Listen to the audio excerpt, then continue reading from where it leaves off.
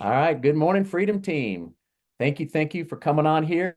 We do this obviously every Monday morning, same time, same Zoom link. And we're so fortunate and blessed to be here at EXP and not only have the Freedom Team and all the incredible gifted agents and team leaders and brokers we have on the team, but a lot of times we love to go outside the team and just find anybody who's just rocking it. And guys, we have definitely come across one, and we are so fortunate and blessed that Kyle's given us a few minutes of his time, and I can't wait to pick his brain. And all you guys feel free to do the same thing. He says he's excited. He loves for people to be able to interview him. So we're going to definitely dive in. But let me give you a little bit of his background before we kick it off.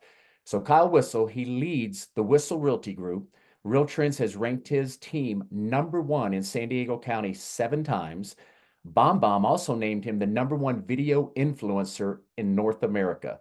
Let that sink in for just a minute. You guys know we have some people doing phenomenal videos, and if this guy's one of the best, that's incredible, Kyle. His team has closed over 4,000 transactions and 3 billion with a B in volume. They're on track to close 900 units and 600 million in volume in 24. And along with Dan Beer and Mary Maloney, their revenue share group is now over 10,000 agents and 5 of the top 8 producing teams in the company. So, guys, we are definitely very fortunate and blessed. So, Kyle, we know you are driving in the car. Sincerely appreciate your time.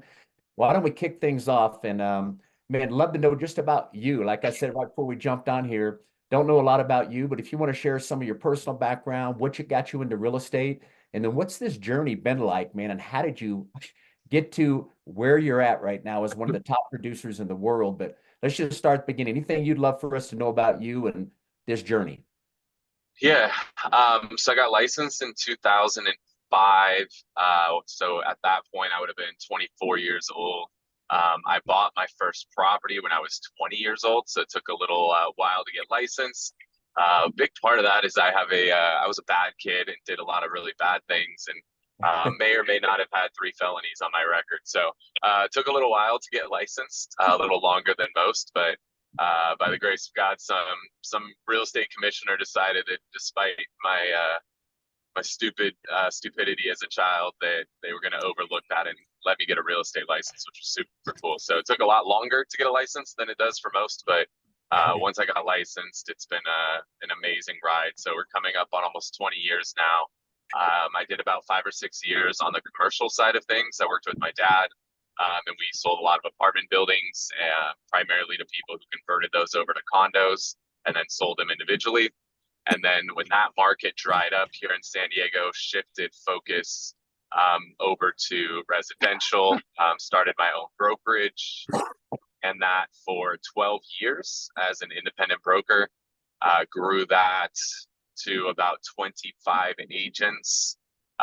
Part of building an independent brokerage, at least for me, was the fact that at some point I could sell this thing. So I started to get approached by some of the big brands that wanted to do an M&A deal. If you guys aren't familiar with that term, it stands for mergers and acquisitions, which is what happens when somebody buys your company.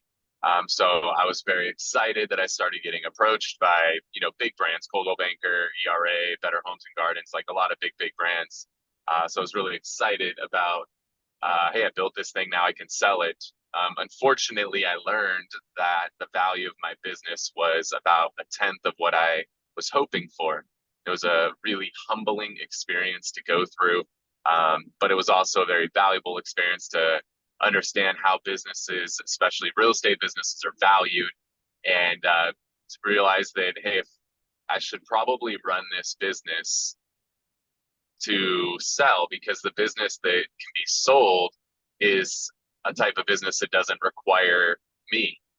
It definitely doesn't require me working 60, 70 hours a week like a lot of us do. So I, decided I don't want to be an independent broker anymore, because if I can't sell this thing for $10 million, there's no point doing it. And that was when I decided to come over to EXP. And then I also decided that I needed to shift and get myself out of the production side of things and get out of being the one person running the company as well, where everything depends on me. So we moved to EXP, and now I'm one of the least important people in the business. The business really runs itself without me. And now I have a business that's worth $10 million plus a year, which is super cool. So I work 4 days a week. I'm home by 6 o'clock on those 4 days. I don't work Friday, Saturday, Sunday. Spend that time with friends, with family. I love to travel, love to go to music festivals, love to go off-roading, and just love to see the world. Dude, that is awesome. I think that's what a lot of us would probably strive to do, right? Get that work where it's running on its own for the most part. You've got now time with family, travel. God bless you, brother. That's incredible. Let's go back to you coming to EXP. How did that take place? Did someone call you? How did the interest begin, and what made you finally move forward? Yeah, so when I first got licensed, I mentioned I worked with my dad. He had his own brokerage. When I left him and moved over to the residential side, I had my own brokerage. And I never joined a big name brokerage because I never saw alignment between what I pay versus what I get. The Okay. majority of the big brokerages, what I get is a brand name. And that's about it. Maybe some half-ass training. Some of these companies charge you for the training on top of what they take from you from their brokerage fees, and that just never made sense to me. I just, in my eyes, I don't need your stupid balloon Remax. Like, I don't need your gold jacket Century 21. Like, I don't need this crap. I am the brand. I've always embraced that I am the brand. And so it just didn't make sense to me. I'm not going to pay a ton of money for your brand that I don't need nor use.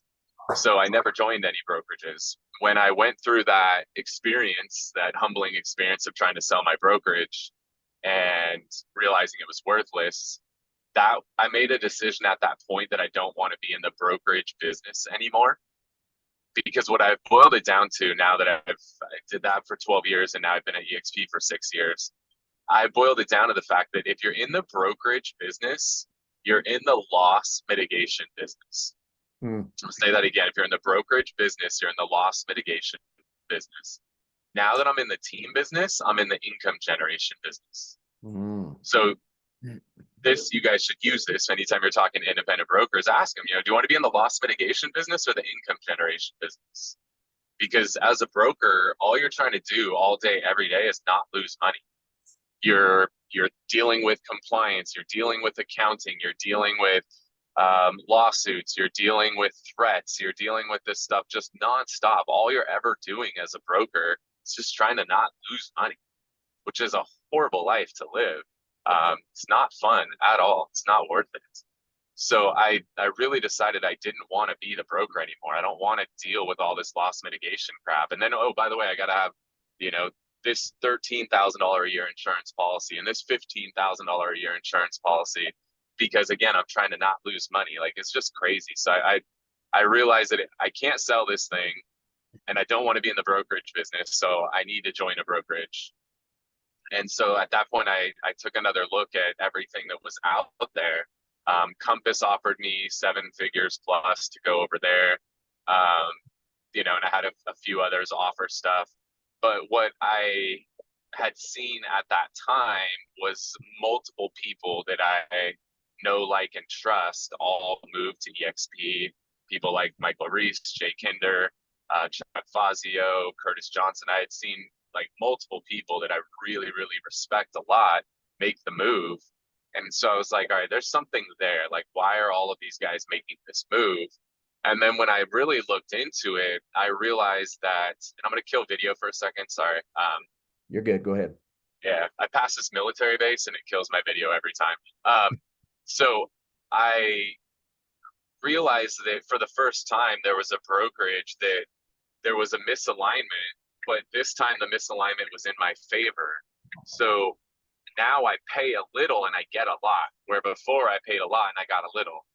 And when I say that I pay a little, I mean, hell, you're paying a $16,000 cap. If you play your cards right and do enough production, you're going to get that back. So it costs almost nothing to be there. And then in addition to that, then they're, adding a couple of income streams to the table, or at least some buckets of income in stock revenue share. And that was really attractive to me. And so that got me excited. And they allowed me to maintain my brands with my logo, my colors, my everything. I didn't have to give up my brand, which is a huge concern for any independent broker coming over or just any big team. What do they do with their brand is a big deal. Because like I said, the reason I never joined a brokerage before was because they hung their hat on their brand. Like, I don't want your brand. I don't need your brand. I don't need EXP's brand. I don't need Keller Williams brand or anybody else's brand. I'm the brand. You guys should understand that your brand, I think branding is one of the most overlooked parts of most people's real estate business. Brand is everything. Brand is making sure that your name is the one that's thought of when somebody's looking to for a business. You need to have your brand so strong that you are automatically the first person they think of. I don't want them to think of EXP, no disrespect to the company. I want them to think of Whissel. I want to think of Kyle Whissel. Like, that's what I want people to think of. They're going to buy, sell, or refer. So the fact that I was able to keep my brand and making the move to EXP was a huge deal. Logo, colors, everything. All I had to do was just slide an EXP in next to it, comply with whatever the state rules were, and we were good to go. So that was huge. And when I first joined, I understood the stock and revenue share as an income opportunity. I don't think I fully understood the collaboration opportunity, because 6 years later, what I've really come to understand is, like, this company is the embodiment of that saying that if you help enough other people get what they want, you can have anything you want. And that's truly what this company is. I mean, that's why I'm doing this right now. Is I'm doing this to help the company. I'm doing this to help others get what they want. Because by helping you guys get what you want, we're all in the same company, right? So we all own stock in this company. Therefore, want what's best for this company. And so if I can do this to help you and support you, that's going to help the company, and I own a piece of the company. Therefore, it's good for me too. And same thing with the revenue share is, everybody who's in my revenue share group, like, I win when they win. Like, I'm obsessed with helping everybody in my revenue share group win, because the better job I do of helping them win, the better job I do of helping myself win. But I can only win if they win. And so I obsess every single day about how do I pour into my group and how do I help them win, because that's how I win. And so that to me is what EXP is all about, is helping everybody in this company win, whether they're in my revenue share group or not. We all are a part of this company that we all own stock in. And if they're part of my revenue share group on top of that, now I'm going to directly benefit from the revenue they bring in the company. So whatever I can do to benefit this company and the people in my revenue share group is also going to benefit me. And I fucking love that. Yeah, well, that's a great mindset, dude. Obviously, if everybody had that, we're just going to be that much stronger a company. Let's get down kind of the nitty gritty. How did you start your agent attraction? Is that day one when you came over, and what did you do? Yeah. So the number one way I attract is I don't talk about attracting. I don't talk about stock, and I don't talk about revenue share ever. You can go through my social feed for the last 6 years. I posted about stock one time, and it was only because it went down, because it was when everybody was all hyped up and the stock was going up. So I'm one of those where I do the opposite of what everybody else does. Because right now, some of you guys are watching people at Real, and they're all posting about the stock going up, and it's kind of annoying as an outsider. So the only time I've ever posted about stock was when it went down, and it got 10 times more traction than if I would have posted about the stock going up. So sometimes doing the opposite is better. Same thing, like anytime I gain weight, I'll post a picture and I'll post about it, because nobody posts when they gain weight ever. Like, people all the time, they go on a diet and they post like, oh, I lost 20 pounds, 30 pounds, whatever. Like, when's the last time you saw somebody talk about gaining 20 or 30 pounds? Like, it doesn't happen, right? Like, nobody posts that.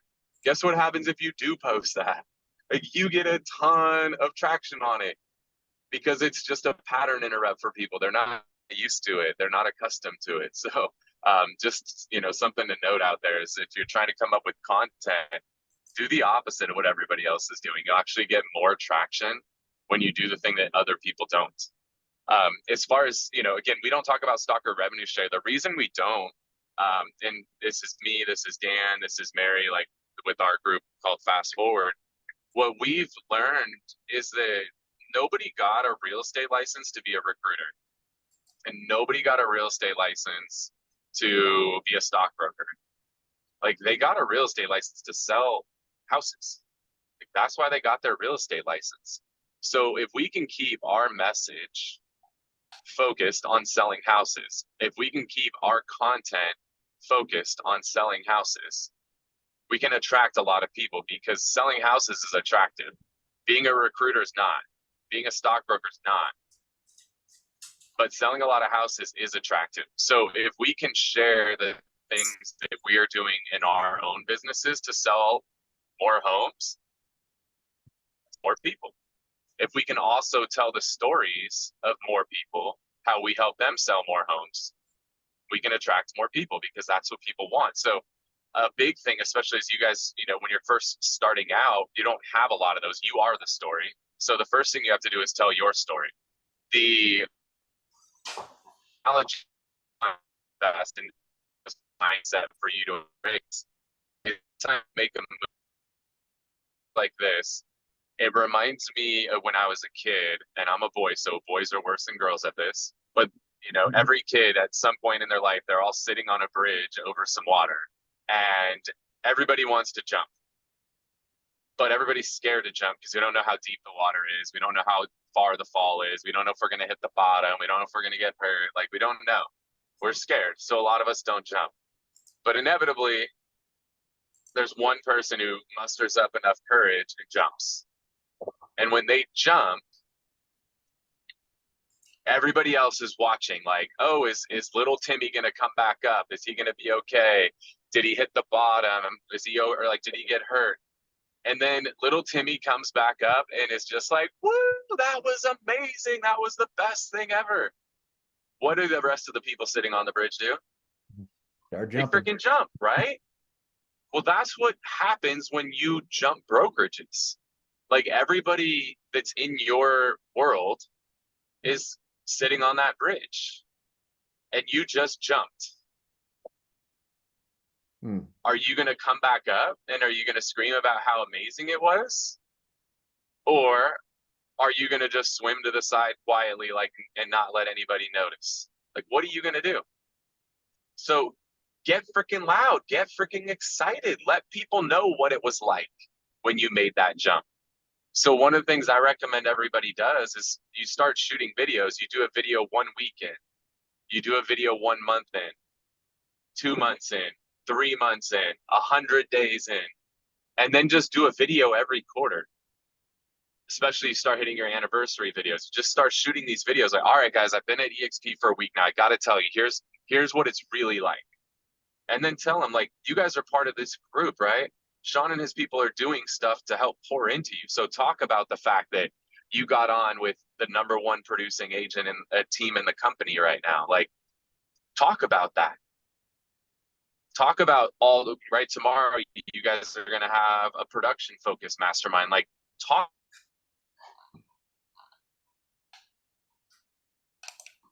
Hold on.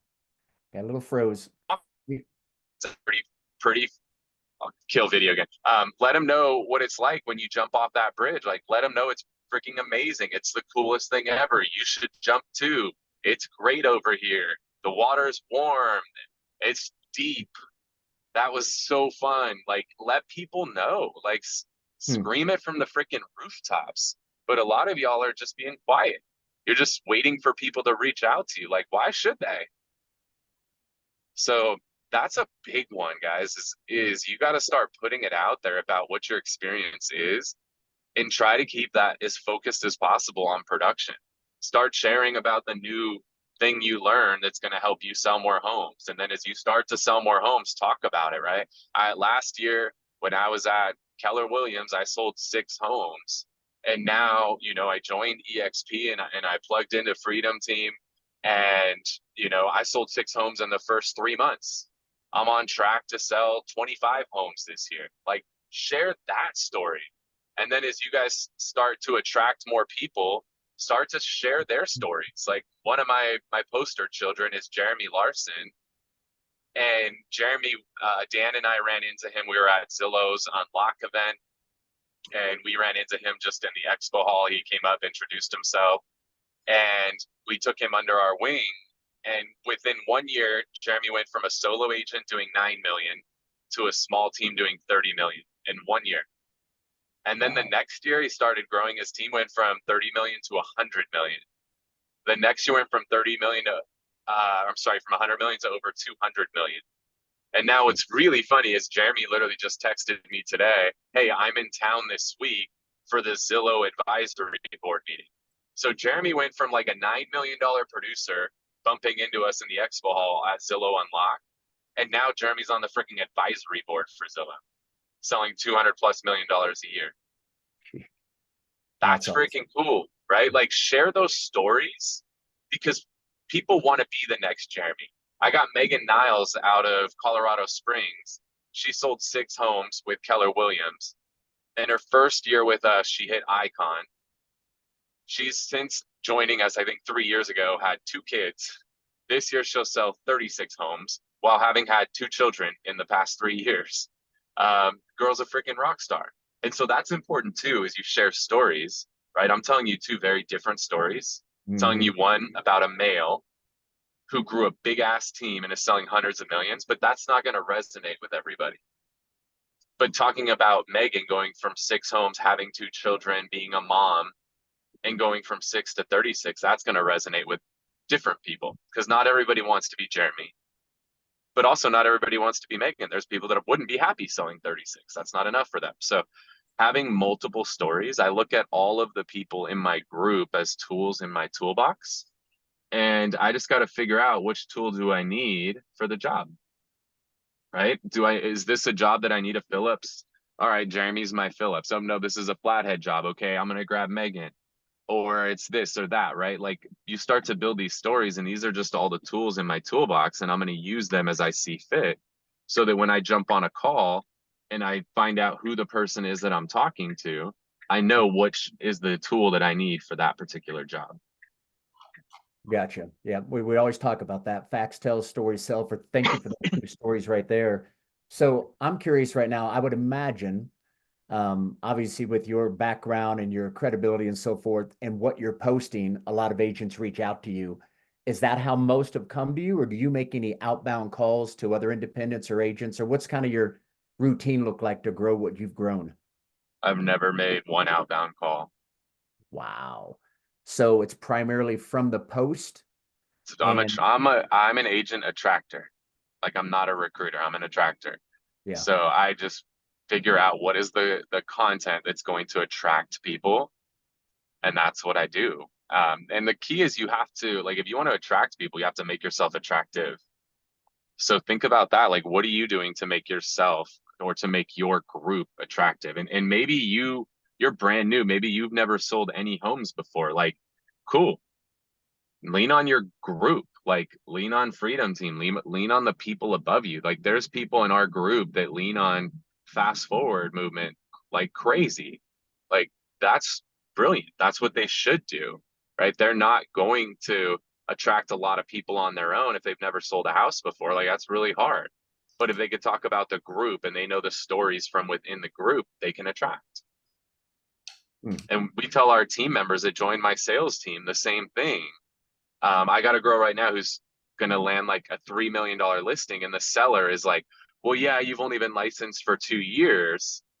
You know what she says? Like, well, I've only been licensed for 2 years, but oh, by the way, in those 2 years, I've sold 50 homes and done over $30 million, which is actually really freaking impressive in her first 2 years. But also, Mhm. she's a part of a team that's sold over $3 billion. I mean, this year alone will sell over $600 million.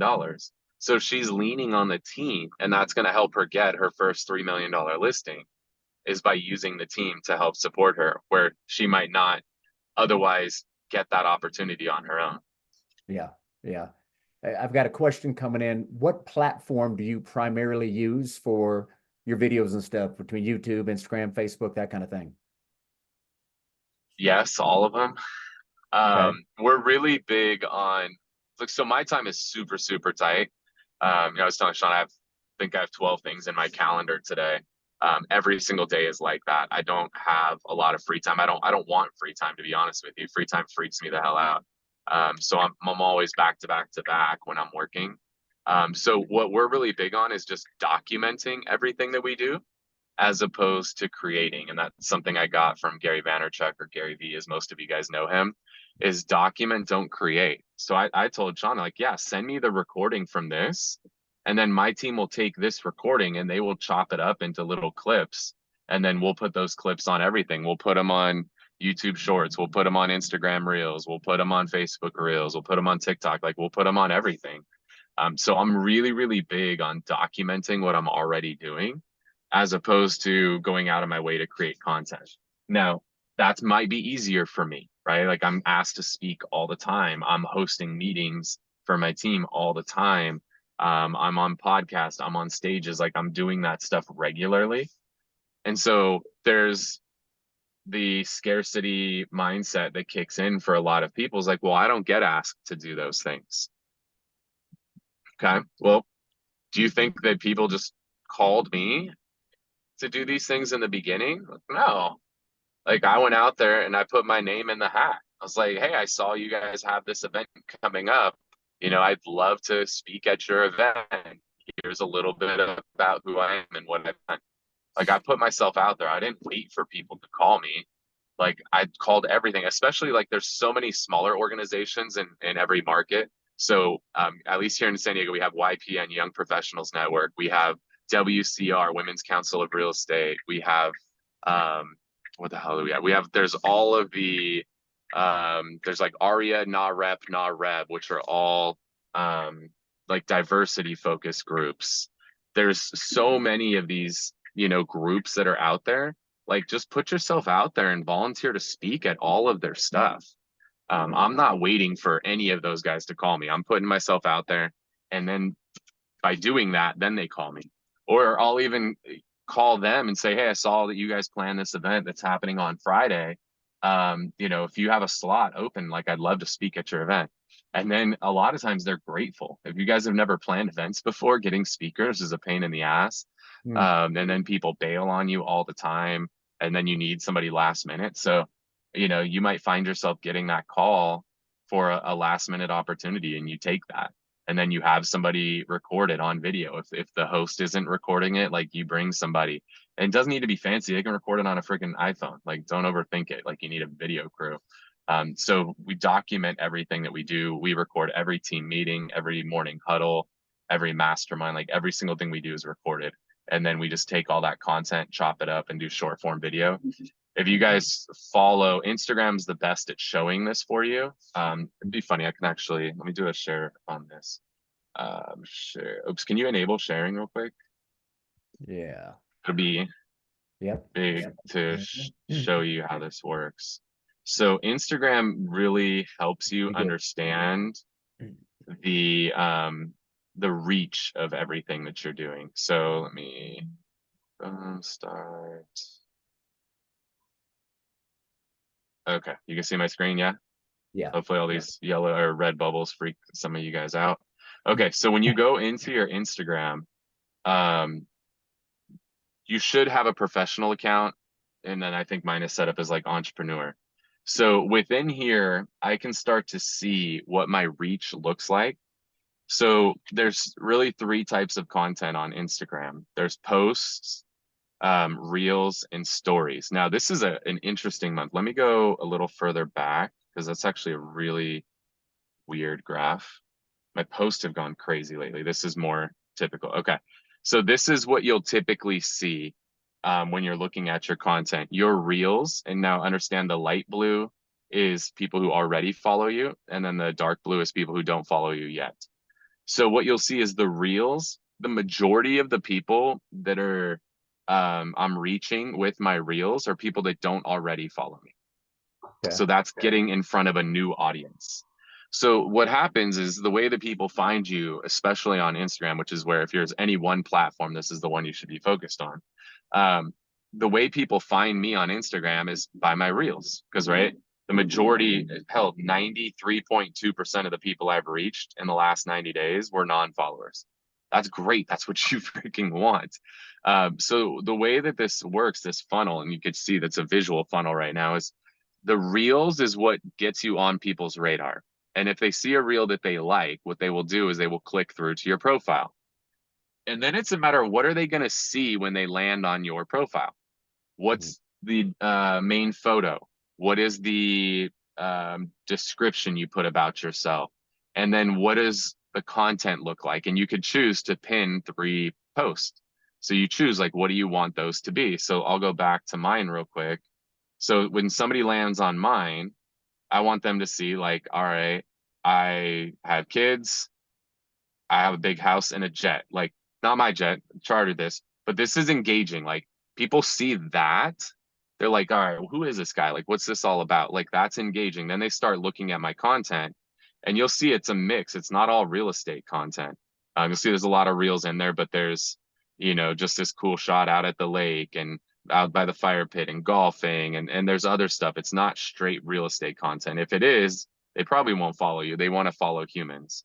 So be conscious of like, what does that look like when they see your post? Are they going to want to follow you based on what they see there? So be very conscious of what you're posting. I would say that you've got to be at least 50-50, like human versus real estate post. It's up to you exactly how far you want to go with that. Lately, I've found that my posts, and maybe it's just because there's some, with the NAR stuff, I've reached more people, but my posts have been getting more non-followers than usual. If I went back like the 90 days before this, my post would be primarily followers and then a little bit of non-followers. But I'm actually getting a lot of non-followers seeing my posts. So what Instagram's done in their latest algorithm change is they're showing posts to more people. About 50% of your feed now is people that you don't already follow. So it used to only show reels that way, but it's also showing posts that way. So I'm actually getting a lot more non-followers than I used to, at least on a percentage basis for posts. But still, the posts are primarily for people who already follow me, and then people who click through on a reel, see my post, and are like, oh, this guy is cool. Like, I want to follow him. And then you'll see your stories is nothing but followers. Like, nobody's seeing your stories that's non-follower for the most part, a very, very tiny percentage. So it's all a funnel. You have to do all of these. You can't do one of these. You have to do all of these. So they see your reel and they're like, oh, what's this guy all about? Then they go to your profile and check out some of your posts, and then they decide whether or not they want to follow you. And then once they follow you, where they engage with you, as they like to say, it goes down in the DMs, is now they started seeing your stories, and they learn about who you really are. They start to see your personal life, your business life, more of like, what's your day to day? And then that's where they actually engage with you. So it's a 3-part thing, reels, post, and stories. You have to do all 3 of those, and you have to do them super consistently. So Kyle, can I ask a question? So it sounds like you got everything under one. You're not trying to separate your content, focus more towards clients versus more towards agent attraction. Is that true? Yeah, if most of you guys, if you have like a business profile on Instagram or Facebook, just kill it. You don't need it. There's no point. You're probably doing more harm than good, to be honest with you. You should just have everything under one account, in my opinion. There might be others who say otherwise, but unless you're going to post very consistently and you want to run ads, there's really no reason to have a business account and a personal account. Like, you should be able to just have like a really nice blend where you mix in your business and your personal together. Yeah, this has been awesome. We've had multiple people come on and train on what they're doing on YouTube and different social media. And are you also under the same belief that if you're not doing video content, you're probably gonna have a hard time having a business here in the next few years? No, I think that if you're doing lead generation, I think it's the best lead generation strategy out there. But I think the number one way to run a business is with relationships. So your sphere and your referral partners and all of that should always be your number 1 and 2 source of business. And I don't think that changes at all with video or social or anything. I don't think that ever goes away. I think that you can utilize social to enhance those things, but a good business should not be dependent on any lead generation source. It should be dependent on your sphere, past clients, referrals, all that stuff. That's my personal opinion. Because lead sources come and go. Like, YouTube is great right now, but they might change the algorithm. They might change things. They might sell. Who knows what's going to happen? You can't control that. So there's a saying, you don't want to build your castle on somebody else's land. And if you're building, whether you built your business around Zillow, like, you know, if you're doing market-based pricing, like paying Zillow for leads, like they've cut that off in a lot of markets. So if you didn't get into their flex program and you were on their market-based pricing program, a lot of people just got completely cut off cold turkey. Like if you built your business around that and that's gone, what are you going to do? So building around Sphere, past client referral partners, like that should be your focus and having those relationships, and then you can supplement it with other stuff. Awesome. Well, first of all, thank you again for all the content. Listen, I'm going to open this up for all of you guys. I got another question, but any one of you, obviously, what a great time to pick Kyle's brain. Like he said, I mean, if doing this kind of production, the way he's attracting is pretty awesome to think almost everything's being done through what you're putting out there on video and going through your relationship. So I got one question before anybody else throws one out. If you were to pick up the phone and call an independent broker today, how might that call go? Not to put you on the spot, but how might that call go? I got a couple in mind I'd love to reach out to, and I'm curious how you might approach them. So first thing I would do is I would follow them on Instagram, and I would start engaging with a few of their stories. And when I talk about engaging, I learned this sales strategy a long time ago. And you want to do what's called answer and ask or acknowledge and ask. So what that is, and this is how you, when you're talking to clients or anything, is you always want to control the conversation by asking a question. So if somebody makes a statement, acknowledge their statement, ask a question. If somebody asks a question, answer their question, and then you ask a question. You control the conversation by asking questions. So look at the content that they're posting, and you'll have better luck in the DMs than on commenting on posts. Again, it goes down in the DMs. So start engaging on a few of their posts and then get into their stories. And then they post a story. Like last night I posted, I took my kids out to ice cream. Like my daughter's on a date night and I took them to ice cream. And you could just post like, oh my gosh, I used to do, you know, the same, or I do the same thing with my kids. Like, what's your kid's favorite ice cream flavor or something like that, right? So I'm acknowledging, and then I'm asking a question, and now I'm getting engaged and I'm getting into conversation. So using that answer and ask or acknowledge and ask strategy is really, really valuable. And then another thing I've learned over the years is that if I ever want to tell somebody something, I ask them the question I want them to ask me. I'm going to say this again. Anytime I want to tell somebody something, I ask them the question I want them to ask me. So if I want somebody to ask me how my kids are doing, you know what I'm going to do? I'm going to ask them, hey, how are your kids doing? And then they're going to respond. And now everybody loves to talk about their kids. So they'll be like, oh, little Timmy this, little Sally that. And they're like, how are your kids? Oh, funny you should ask. And now I can tell them whatever I wanted to tell them about my kids. Well, guess what? That works with brokerages too. If you want to tell somebody about how great it is over at EXP, maybe you should ask them, how's it going over at Remax? And then they're going to tell you, and they're going to be like, oh, you're over at EXP. How's it going over there? Oh, funny you should ask. And now you get to tell them what you wanted to tell them. So that would be my strategy, is I would engage and get on their radar on social, and try to get into a conversation that way. And then I would try to get in front of them. And you know, I'm sitting out here in front of a coffee shop right now. Like I'd try to meet up and grab a coffee, grab a beer, you know, whatever your jam is, you know, meet up with them and then have a conversation. I'm not trying to sell them over, you know, the DMs. I'm just trying to get into conversation and then set up some time to get together. Gotcha. Man, this is awesome content. All right, guys, open it up for the group here. I got some of you studs on here. Mr. Corbett, anybody, feel free to ask some questions here to Kyle. We've got another 20 minutes with this gentleman. What questions do you guys have? I have a question. Go ahead, Ron. Yeah, so you said, Kyle, you said that you think about like when you're building something that you are able to sell it in the future. So is that possible with EXP, that you can sell your business? I mean, you could always sell a team. That's doable, and that happens regularly. I bought a team last year. I'll probably buy a bunch more teams this year. So you could absolutely sell a team.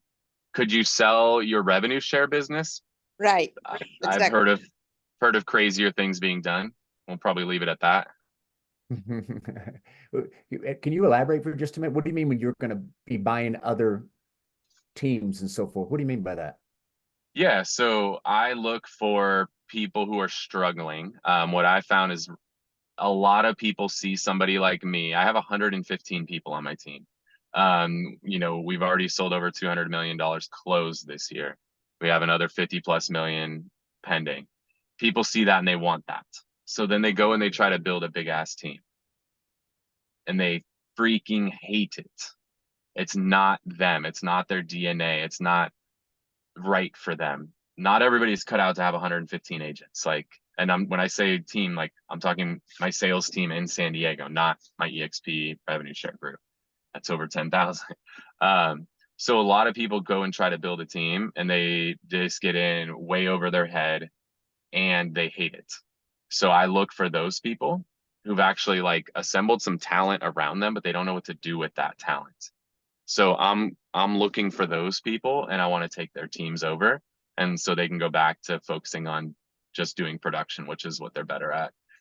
Also, we have a lot of people that leave California for, you know, political reasons typically, or cost of living. So there's a lot of people that leave California and then they try to still run their team even after they've left the state. And that's really hard to run a big team remotely. So I look for those people too, to try to give them they call it like a golden parachute and let them jump out of the plane, but give them a nice golden parachute on the way down.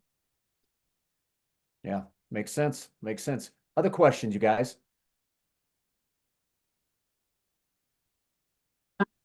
Kelly, of the folks that you're finding that are now actively shifting brokerages, where are you finding those pain points for the most parts outside of the teams you just talked about? They're typically not getting enough support. They're not getting enough education and there's no community. Community's huge. Like that's what Real's building on right now. Like they're not selling any freaking homes. There's a few, but for the most part, their per agent production is really low. But they've created this illusion of community, and people are buying into that. They want to be a part of something. So if a lot of people that are on an island, and there's so many people like that, you know, went remote, never went to the office during COVID, and they've isolated themselves onto an island. They're looking for community. And again, you guys are part of a group here who's doing events regularly. Like bring them into your community. That's huge. So we do that same thing with our mastermind. And if you guys want to hop on today, you guys are welcome to join. I will throw the info in here. So you guys, Sean, you and everybody else can hop on. You guys can check out like what we do on our mastermind. The number one way that we do recruit people is we invite them onto our masterminds. I want to show them what it would be like to join us before they join us. Like that's my number one recruiting strategy is like once I do get in conversation with them, I just want them to see what it would be like to join us before they join us. So I want to give them a taste. When they get into one of our masterminds and they see the level of collaboration, the level of sharing, it's unlike anything they've experienced. And so once they get that, they're like, wow, I learned more in the last hour than I learned in the last month or the last year or ever at my current brokerage. And then once they experience that, they want more of it. What time is that today? Yeah, I'm throwing that in there. It's at 11 o'clock Pacific. 11 Pacific. Okay. Yeah. Appreciate that. All right. Other questions, guys? Thank you so much for all this, Kyle. Yeah. But yeah, community is big. So invite them in to focus them on, don't bring them to this on a Monday. Like that's the worst thing you could do is bring somebody onto an attraction thing first, because then they're going to assume, oh, yeah, that's right. I heard EXP is all about recruiting. And then you brought them to a freaking recruiting event. You screwed yourself. So bring them to your production focused mastermind first. Like start them there. And then if you have somebody who really believes they're going to be able to attract and all that, then you can have them hop on your attraction mastermind. But I would never, ever bring somebody onto anything attraction focused first. I want them on something production focused first. Completely agree. And I think that's what most of us do here You know, Kyle, my background's the exact same way. I had not sold any real estate when I started with EXP and I began recruiting, but I was only talking about Rob and Gene and all the big dogs coming over. Then eventually we started Freedom Team, and still today, that's what I do, is just talk about Freedom Team, invite them to the mastermind. So going along that same path, but thank you for opening yours up. We'd love to see what it is you're doing. And obviously we'd love to have you on one of our Tuesdays to come pour into us Yeah. on what you've done to build this massive, massive amount of production. All right, guys, other questions? We've got about 10 to 12 minutes. David from Memphis, Tennessee. Good information. Did you I have another meeting at 12 with the, I heard that opened up in Vietnam. I spoke 5 different dialects over there. So it's exciting new, but I will join you at 11 too. Do you run? I saw this guy. I met a girl here. I see her in the multimillion club with Twilight, where I used to be for 16 years. A lot of people talk to him about her, about EXP, but she not joined. But she saw the ad that say how to sell 43 house in 6 months. And she decided to book a call with him and she joined him. So do you run any ad like that or something? And can you share with us? Yeah, I mean, we don't run ads. We just post the content. So we're typically not putting money behind it. If you just post the right content, you will get the engagement. And again, the Instagram algorithm right now is allowing you to reach more non-followers than ever, even with posts. I mean, right, we can see that in my chart. So you just got to post good content. Right now, just for you guys to know too, Instagram's algorithm is penalizing you if you're copying other people's content. So what I've seen a lot recently is I'll post something and then like 100 other people will post it as well, the same exact thing. They'll literally copy my copywriting and my image and post the same thing, and you get zero traction on that. You have to post original content. So if you see somebody post something you like, take their image, make your own version of that image, make it your own. Take their copy, throw it into Gemini or ChatGPT and tell it to like, hey, rewrite this, but make it 500 words and make it funny, whatever. Like, take existing people's content and then spin it, make it your own. You'll get a lot better traction on that. And don't reinvent the wheel. Like, watch what other people are doing. And if their content's getting engagement, copy it, but don't copy it exactly. Different image and change the actual copywriting. And you can do very well. But storytelling is great. Follow John Cheplack. I'll post his info in here, but JONCHEPLAK. Like, he's the king of copywriting in the real estate space. And then Frank Kern is another one. He's not in the real estate space, but those two, I'll do one more in here. I'm throwing all these in the chat for you. Ryan Stewman is another person who's phenomenal at copywriting. Like, I would follow all 3 of these people and watch what they do and then do it on your own in your style, and you'll learn a lot about copywriting from them. Well, that in itself is worth the full hour. That's just to understand Instagram and copying. I'm sure I've done that kind of thing before, and I did not know that. So thank you, Kyle. How many agents have you attracted from social media that call you and actually end up to sign up with EXP? I mean, every agent I have, I've never done anything outbound. So it's all come from relationships and mostly social, because that's where people learn who I am and what I do. And then that causes them to reach out. So everything I have is all inbound. And it's just because I'm adding value, I'm pouring into people. Again, I'm speaking every chance I get, podcast, live events, whatever. Like, I'm speaking constantly and just pouring into people and adding value. And then I'm constantly trying to add value on social as well. And then that just causes people, to call me, DM me, text me, whatever. How many direct agents do you have, and how many total in your rep share group? Can you share? So Dan Beer and I are partners. We each have over 50 FLQA, and then we have over 10,000 unique. Technically, Dan is at, if you add Dan and I together, it's like 14,000 right now, but we overlap. So it's closer to 10,000 unique agents under us. Oh, wow. Okay, congratulations. And you've been with EXP since when? How long now? 6 years. Oh, awesome. That's awesome. Awesome. Yeah. Yes, it is. Other questions? Good stuff, guys. We got just a few more minutes. Anybody got something pressing you wanted to ask? Are you Kyle, guys, oh, go ahead. no, you go. Thank you. I just wanted to know, are you all also big on events? Like Huge in on events. person? Yes, events are So everything. lunch and So there's learns this, or?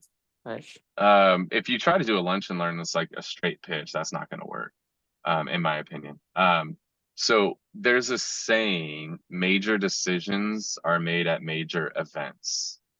So again, I'll say that again, major decisions are made at major events.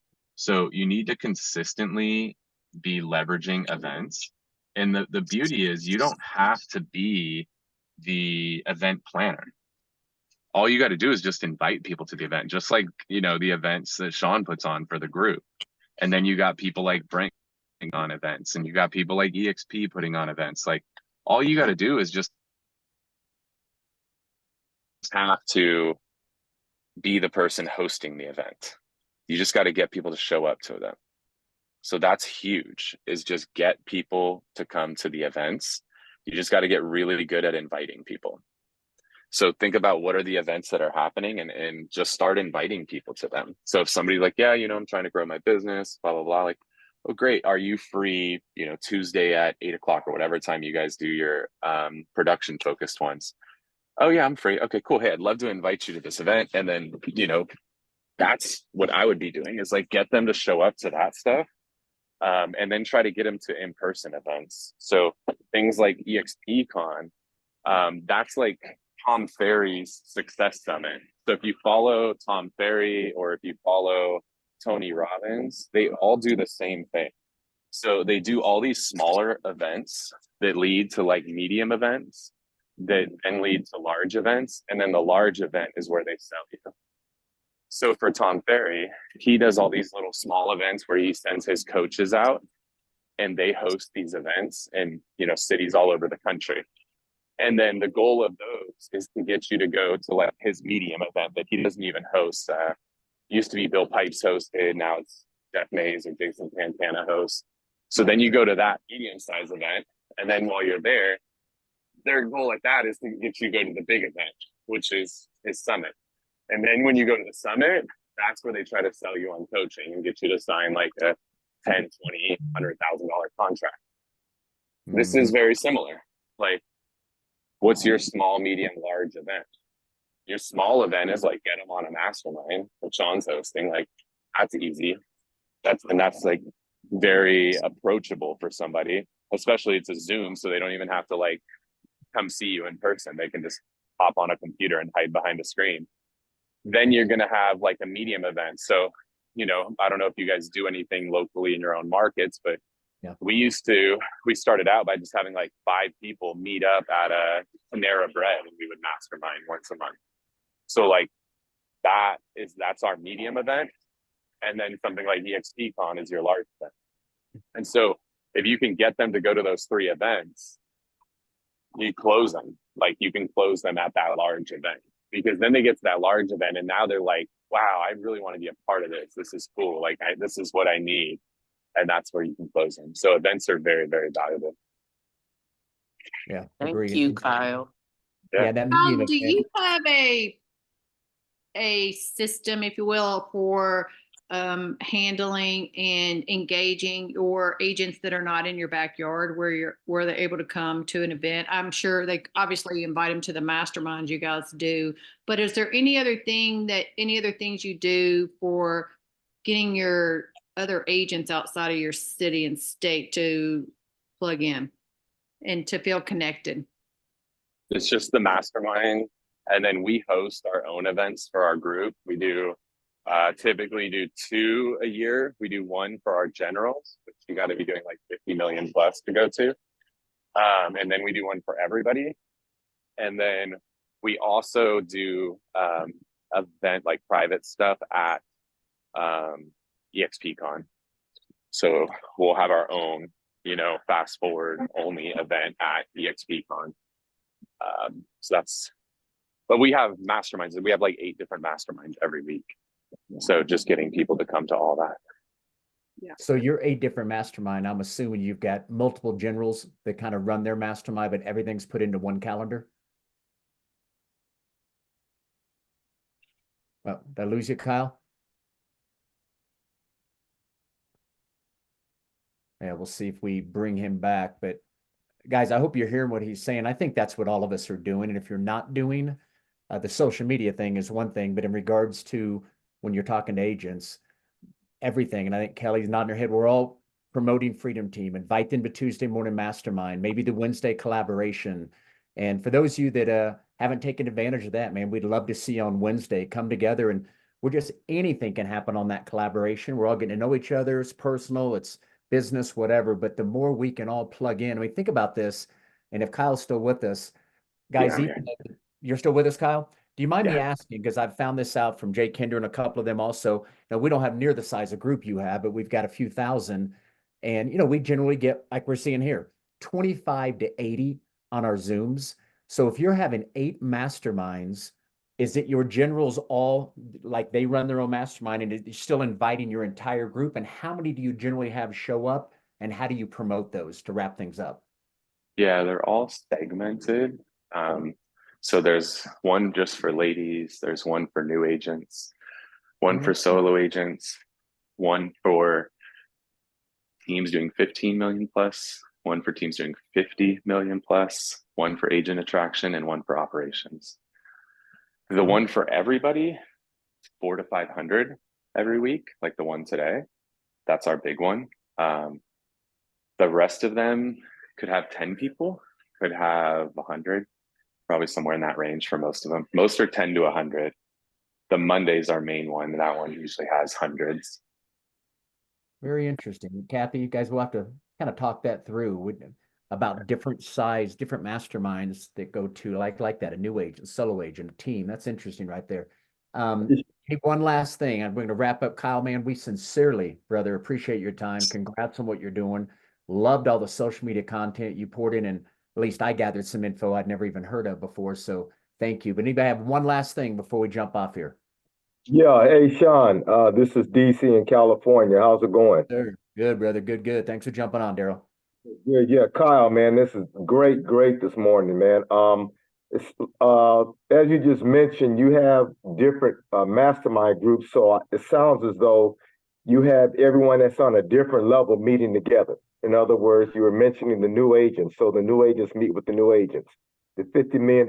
So in other words, the different levels they're able to collaborate. Is that what you do? Yeah. The segmentation I think is really valuable so that people feel like they have their tribe.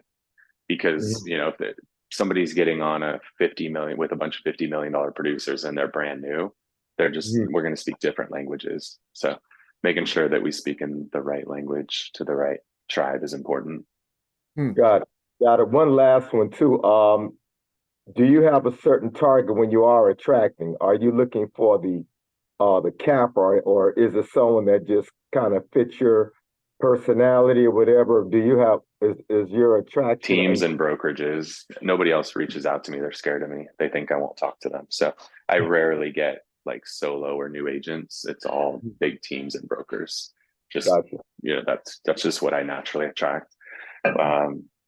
Rarely do I get solo agents reaching out to me. They think that I won't talk to them or that I won't speak their language, which I will, but it's just, the persona that I've built attracts the big teams and brokerages. That's awesome.